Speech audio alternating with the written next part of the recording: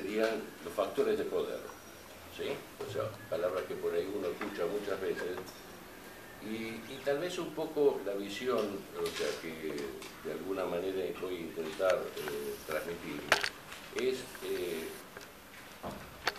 digamos, como para entender, o sea, cuando se toma una decisión como la que comentaba Julián, o sea, las decisiones que hay que tomar en este momento, o sea, sobre qué bases se toman, ¿no es cierto? Y hay temas que están ocultos, tanto en los medios de difusión como incluso en las casas de estudio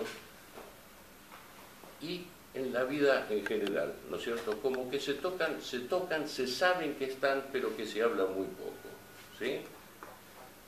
La cosa que uno tiene que entender, sobre la que tiene que apoyar prácticamente, digamos, para poder tener la comprensión, en nuestro país tenemos dos modelos que son antagónicos, en pugna, opuestos, que luchan encarnizadamente con alto grado de violencia, con muchos muertos en el camino a lo largo de la historia, ¿sí? Esos dos modelos nacen con el nacimiento de nuestra patria, ¿sí? Ya viene de antes de 1810, pero uno podría decir, bueno, desde 1810 hasta hoy, esos dos modelos están vigentes y vivos, ¿sí?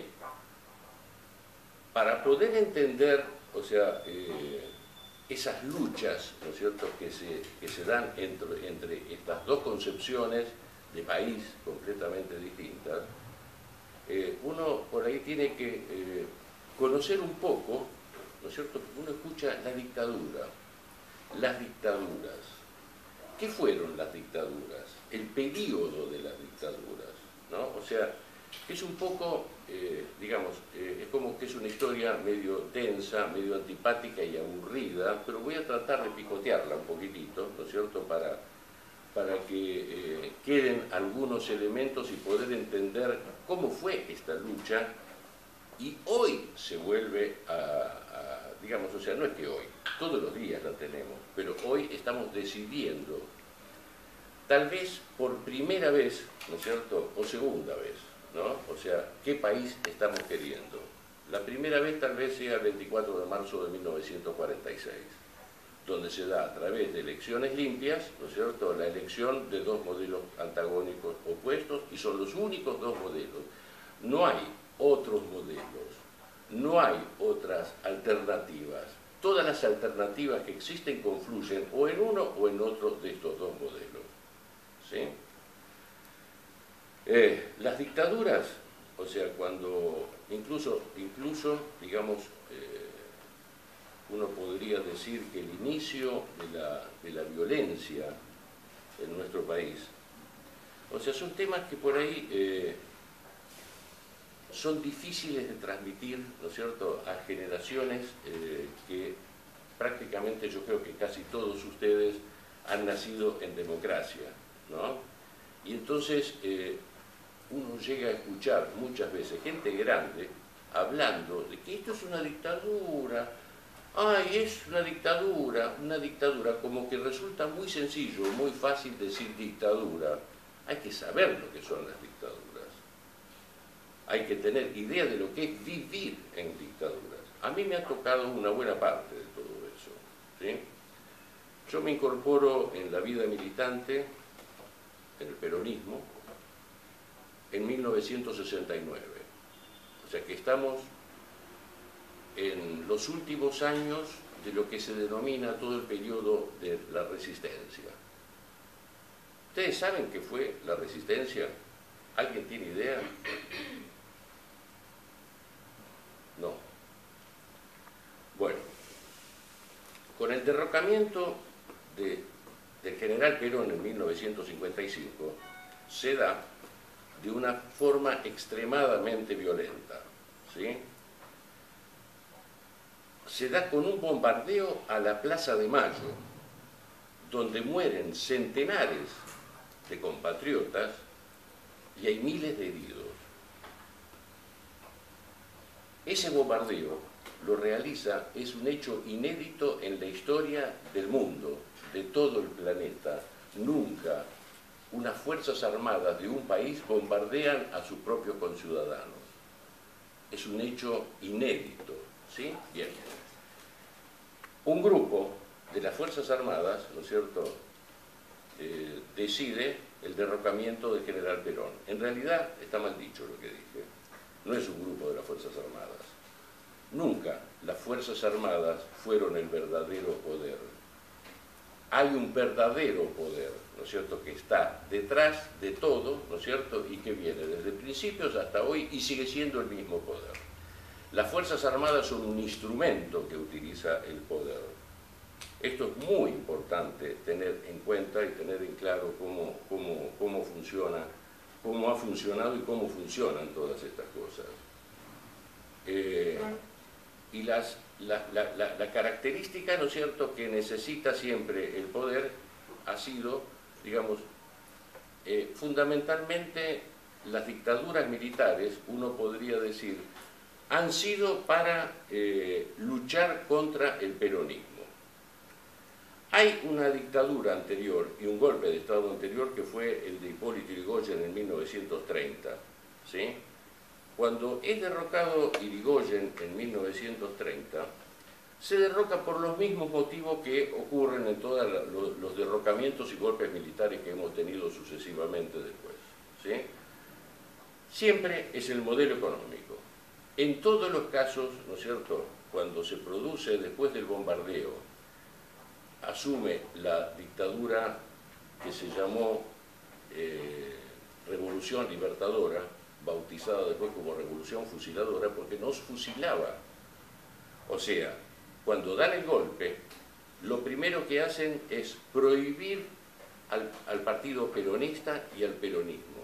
Estaba prohibido decir Perón, decir Evita, decir la marcha peronista, alguna expresión o manifestación pública era delito, delito. Se asesinaba gente por las Fuerzas Armadas, asesinaban gente en las calles. Las persecuciones eran todos los días feroces, allanamientos intempestivos. Eso fue hasta incluso en la última dictadura, que toma una ferocidad inusitada, fue la esencia de la cosa. ¿Qué fue? ¿Para qué fue todo eso?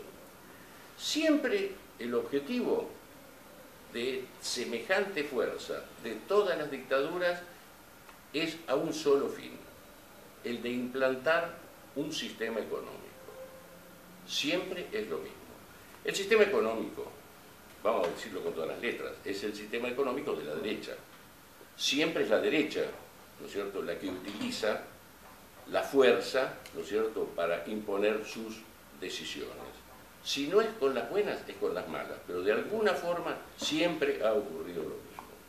Por ejemplo, cuando se da el golpe en el 55, o sea, lo hacen asesorados en lo económico por el famosísimo economista Raúl Prebisch. Raúl Prebisch fue profesor de esta casa. Raúl Prebisch, o sea, bueno, el plan económico, ¿cuál era? La liberación de la economía, liberar las importaciones, liberar el dólar y fundamentalmente el objetivo máximo de todos los planes económicos de la derecha, bajar el salario, ¿sí? Con fuertes devaluaciones se produce toda esa situación. Ahora, haciendo, digamos, un pequeñísimo repaso, ¿no es cierto?, de qué pasó, o sea, con Raúl Prebisch plantea esto, ¿sí? Después lo sigue dentro de esta dictadura de los 18 años de proscripción feroz, ¿no es cierto?, a un partido político. Hay muchos detalles, o sea, para hablar de esto, pero vamos a ir tratando de rescatar algunos, ¿sí? Viene un periodo Federico Pinedo, abuelo del actual,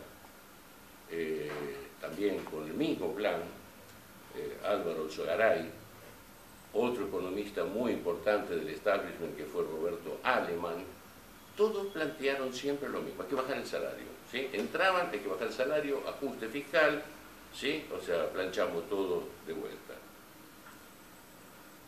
Después, o sea, si uno transita unos cuantos años más, lo vemos a Martínez de Oz, ¿sí?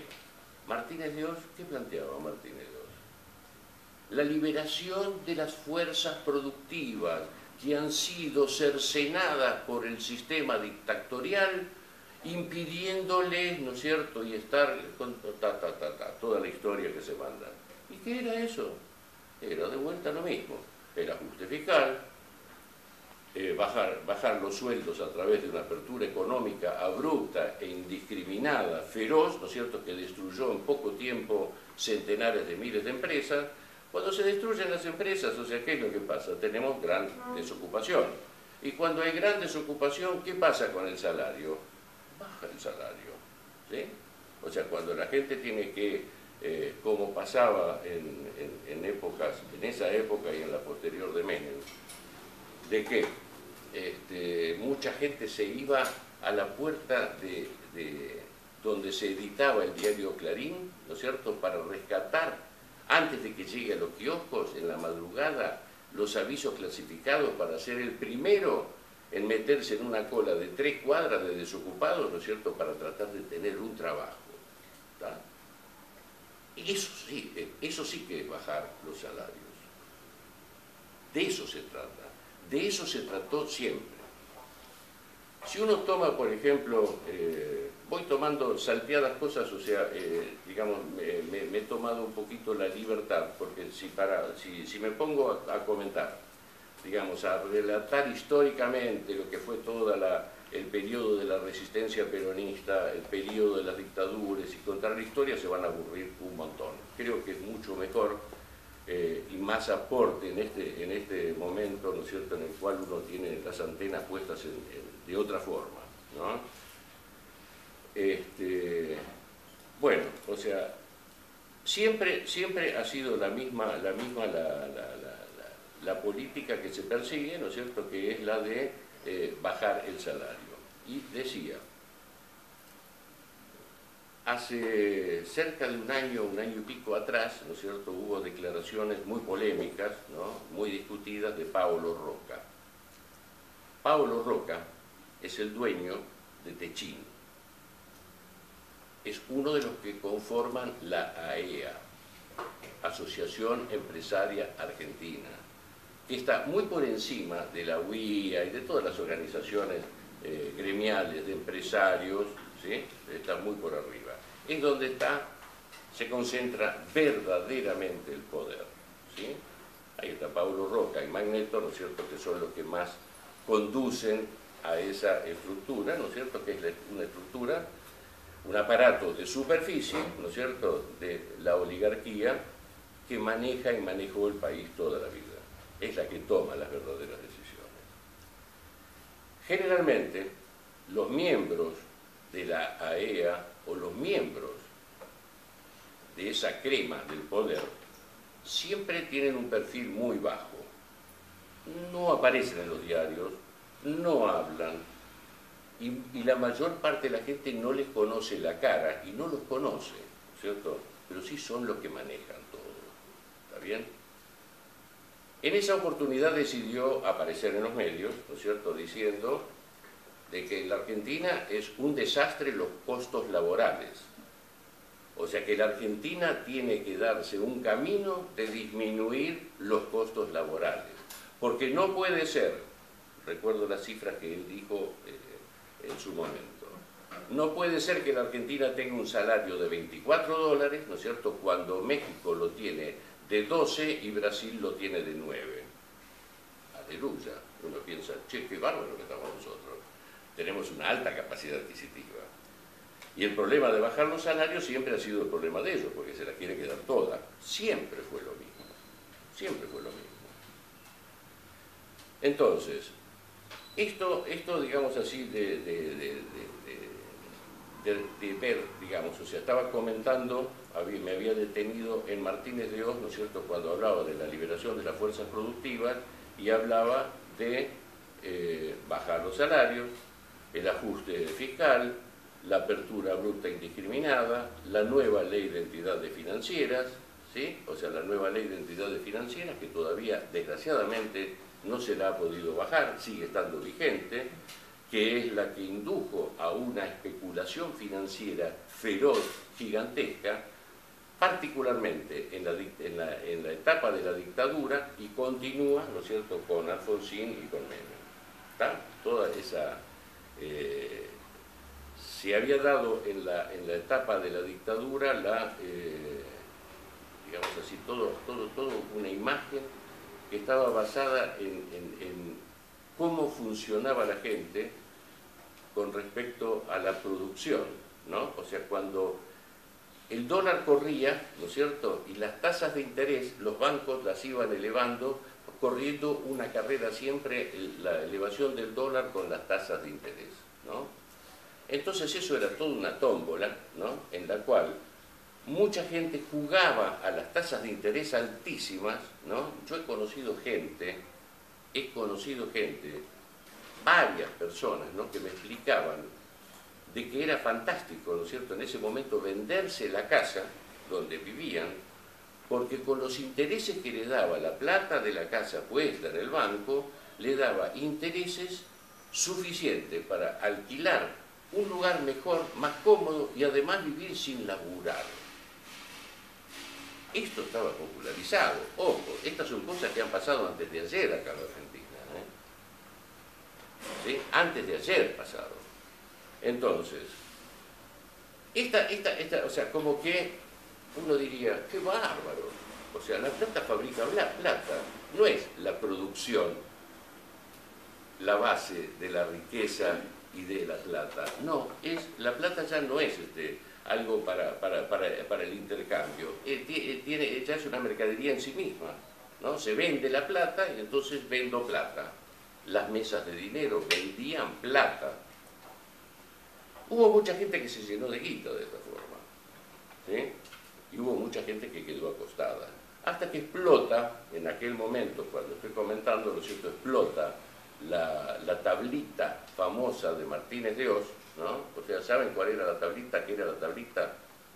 No. ¿Eh? ¿De las devaluaciones? Sí, era, digamos, conocer el valor futuro del dólar. O sea, era una tablita que daba el valor futuro del dólar día por día. Entonces se imagina que si uno conoce el valor del dólar dentro de un mes, ¿no es cierto?, todas las operaciones financieras que se pueden hacer y ganar toneladas de plata simplemente por tener ese conocimiento y tener plata, ¿no? Ese es el modelo, ¿no es cierto?, que termina reventando en el 2001. De este modelo estamos hablando. Después, o sea, de Martínez de Oz no tenemos a Cavallo. ¿Cavallo qué hizo? ¿Qué decía Cavallo? Cavallo decía las mismas cosas que decía Prebisch en el 55, exactamente las mismas cosas que decía Martínez de Oz, ¿sí? O sea, bajar el salario.